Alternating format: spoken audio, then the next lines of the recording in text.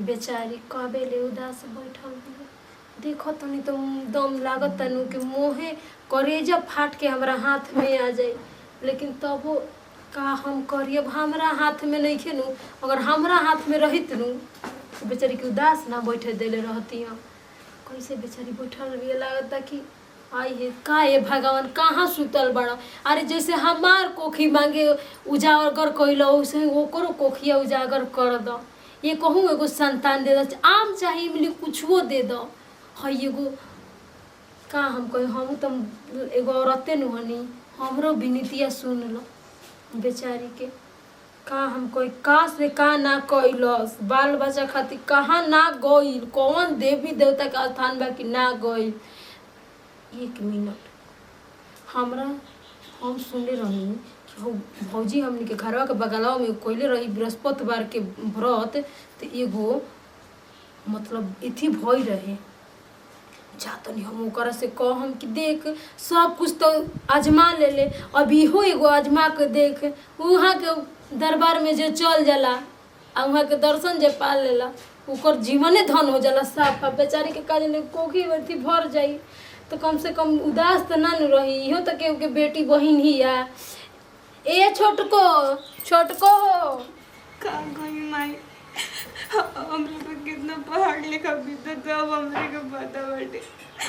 कैसे अपने आप के समझाएंगे जब जब हमारे होके गिरवाते तब तब खराब हो जाता। ठीक तो जो भगवान कहाँ बैठल बना माई, क्यों करे खाली गाँव में होता नहीं खाते नहीं कौन पाप कैले वाली।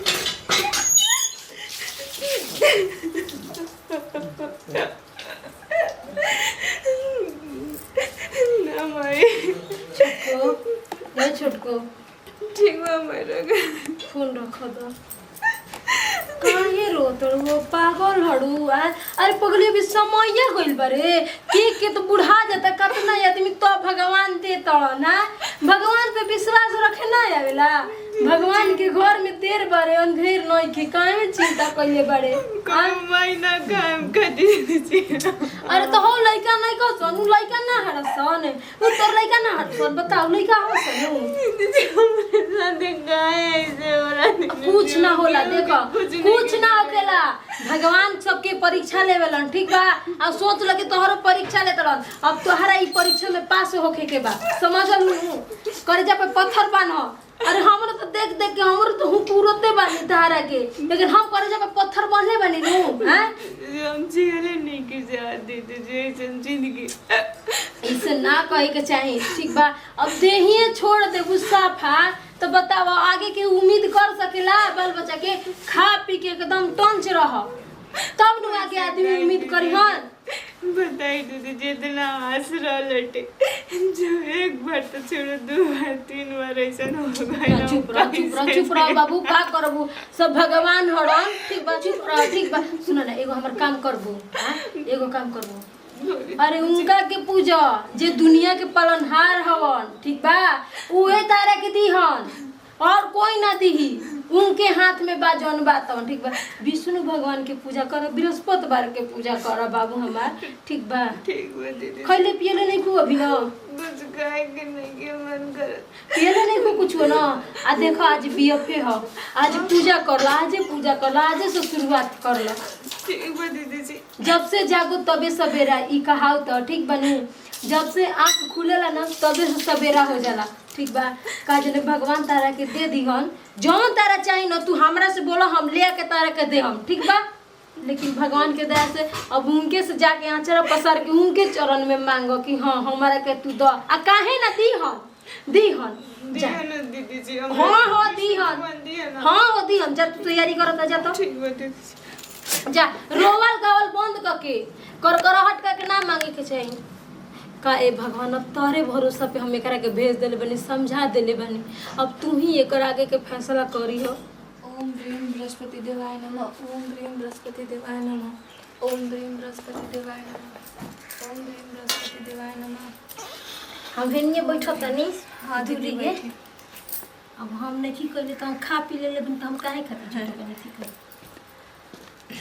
जानते नहीं दीदी जी हाँ बृहस्पति भगवान के एगो राजा रहे ठीक ना बहुत अमीर रहे पूरा जगह अच्छा ओकर मेहररुआ बड़ी मतलब छीन रहे अच्छा सुबेरे उठते ही ना बिना नहैले धोले खा लेवत रहे तो एक दिन ओकर दुआरी पे ना एगो मतलब बृहस्पति भगवान बृहस्पतिवार के दिने आई ना भिक्षा मांगे खातिर और भिक्षा मांगे खातिर ना तो उ घर लिपत रहे अब केहू के दान पुण्य ना करे राजा खूब दान पुण्य करे ना तो उ का भइल ना दान पुण्य ना करे जब है ना बृहस्पति भगवान भिक्षा मांगे खातिर साधु के रूप में तो कहलस नु अभी हम लिपत तनी घर बाबा ना अभी हम घर खाली नहीं की हम कैसे रह के दी भिक्षा ना दे पाए बाद में हम खाली रह नु तो कबो आए ना तो फिर एक दिन फिर अगला बृहस्पतिवार के ना फिर अइना बृहस्पति भगवान साधु के रूप में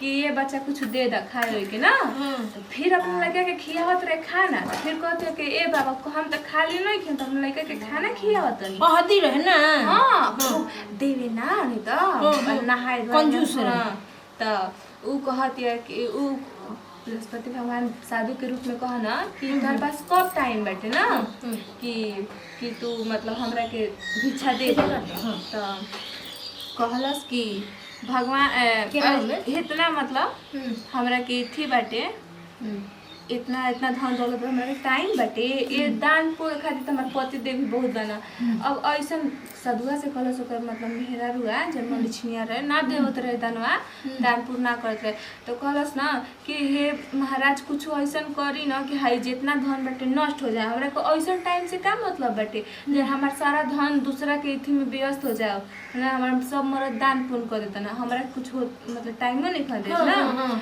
तो बृहस्पति मतलब साधु महाराज कहना कि ठीक बा रोज बृहस्पतिवार के दिने घर के गोबर से लीप के और मांस मदिरा खई ह और एक बाद से कपड़ा फीची ह सरफ ले ना ऐसे करबू न कटिया अपने आदमी के कहिया हजामत बनवावे के ना बाल कटवावे के ऐसे करबू न तो तहार सब धन नष्ट हो जाए हाँ और वैसे 7 गो बृहस्पतिवार करबू ना तो हो जाए मतलब कहना साधु जी तो उ तीनियों को कहले रहे दीदी 3 गो कहले रहे नो तबे ओकर सारा धन नष्ट हो गए अब लगल उ खाए बिना तर से दाना बिना तर से अभी महाराजा कंगाल हो गई ना अब कहना कि हमरा के अपने शहर में अपना गांव में काम ना दी राजा न होई अब जा तनी तू ए जा रहा हम दूसरा तेज जा तनी कमाए ना ये ने दाना देना बिना तर से लागल ना तो अपने दासी के भेजलस अपने बहिन किया तो ओकर बहिनी बृहस्पतिवार के पूजा करे दीदी अच्छा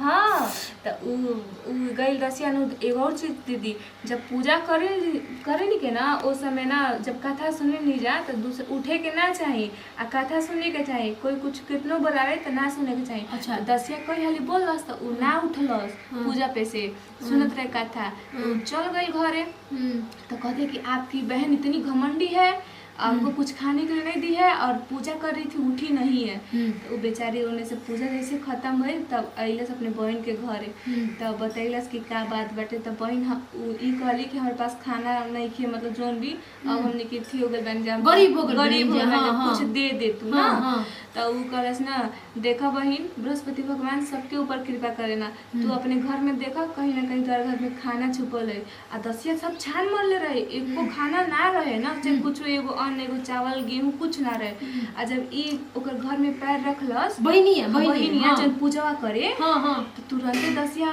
देखलस ना तो एगो घड़ा मिल गइल ओकरा के चावल के देखी इतना ताकत होला तो ई विधि विधान पूछलस कैसे तो यही से दीदी कहल जाला बृहस्पतिवार के दिन बाल ना काटे के चाहिए नाखून ना काटे के चाहिए और सरफ साबुन ना छुए के चाहिए अब बताओ रोवत रहू बिलिखत रहू हैं आ जब ओकरा के धन दे दिहन तो तारे के औलाद ना दिहन हाँ दीदी सुनी ना एगो बात दीदी जानते नहीं देखी ना हर महीना 1-2 महीना पे हमार ना खराब हो अब देखी ना 4था महीना चलता हाँ जय हो प्रेम से बोला विष्णु भगवान की जय बृहस्पति भगवान की जय ऐसा घर में हमने की खुशहाली रखे रही है। नमस्कार प्रणाम मुस्कान सिंह सपना चौहान देखी जा वीडियो बनावे की खास संदेश रहे कहल जाला कि आस्था में ही भगवान रहेलन, विश्वास में ही भगवान रहेलन। भी दुनिया में बहुत से ऐसे आदमी बड़न जो कहेला कि भगवान कहाँ बड़न।